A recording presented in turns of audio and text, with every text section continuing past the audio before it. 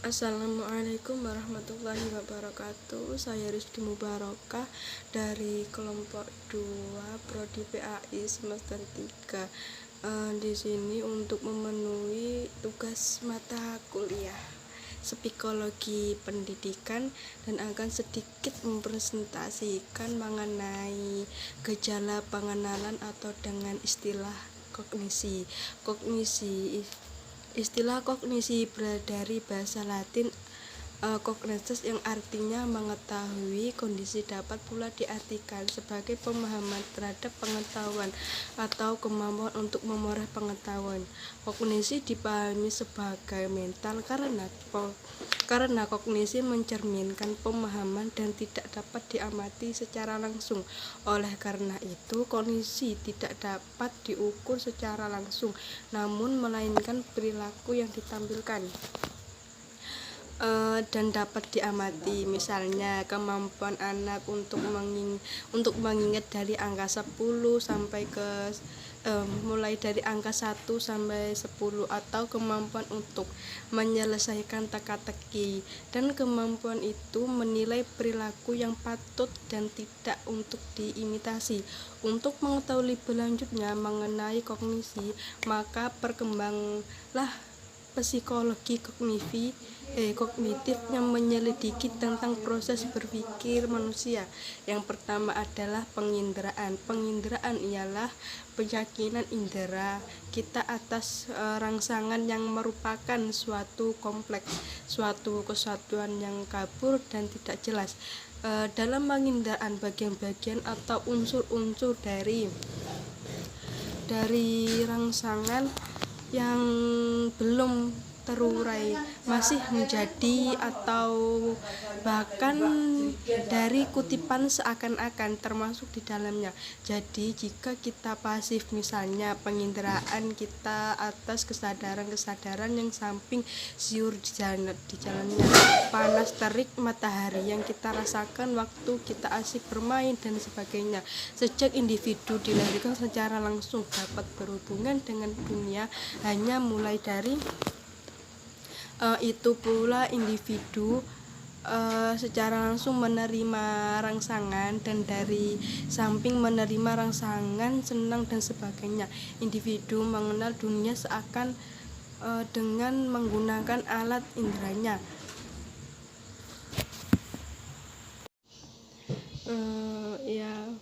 Berlanjut yang kedua yaitu indera pendengaran. Kita mendengar dengan telinga.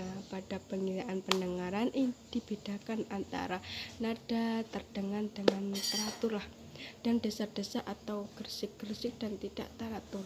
Kekuatan nada itu tergantung pada amplitudo dan getaran-getaran udara. Semakin tinggi jumlah getarannya, semakin tinggilah nadanya. Dengan adanya kekuatan 2000 sampai 3000 getaran per detik, dan tidak bisa lagi diamati oleh manusia. Nada paling rendah pada piano memiliki 27 getaran, sedangkan yang tertinggi memiliki 3,480 getaran per detik.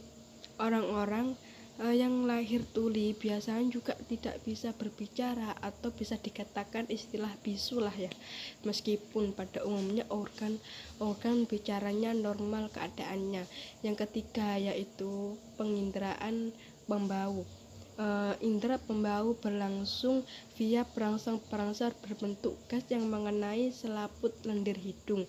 Pada selaput lendir inilah terletak ujung saraf pembau, seperti bau busuk, bau bunga, bau buah, bau sangit, ataupun bau bakar dan bau getah. Terus yang selanjutnya ialah indera pengecap.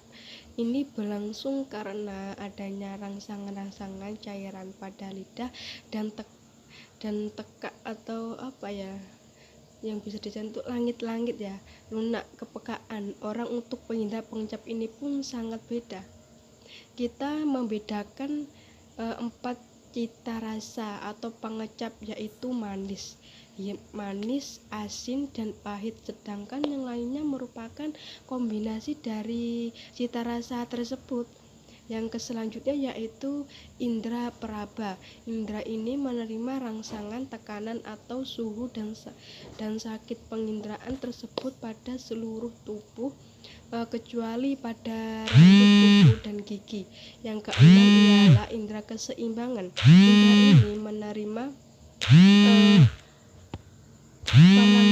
Indera ini menerima perangsang gangguan keseimbangan.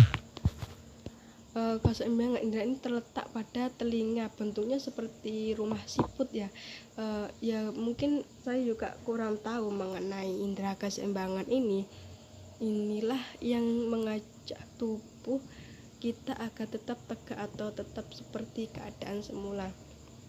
Yang selanjutnya ialah indera kinestia atau kiona atau gerak. Pada peristiwa ini perangsangannya berupa gerak-gerak dan ketegangan pada otot-otot tubuh.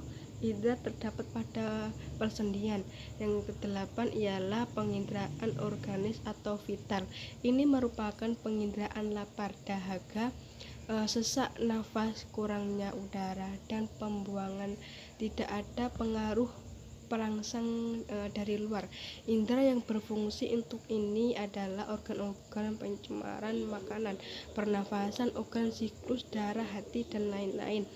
Yang 9 ialah indera penyerta. Indera penyerta adalah pengindera tidak dengan indera yang bersangkutan, akan tetapi dengan indera lainnya.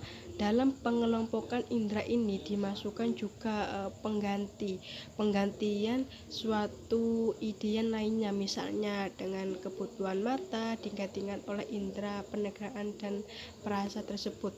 Pada umumnya penginderaan selalu disusul dengan pengamatan, terutama ranggapan-ranggapan yang menarik perhatian kita. Namun pengamatan hanya dapat dilakukan oleh manusia, hewan, dan bayi tidak dapat melakukan. Jadi ya dalam pengamatan jiwa kita juga harus aktif.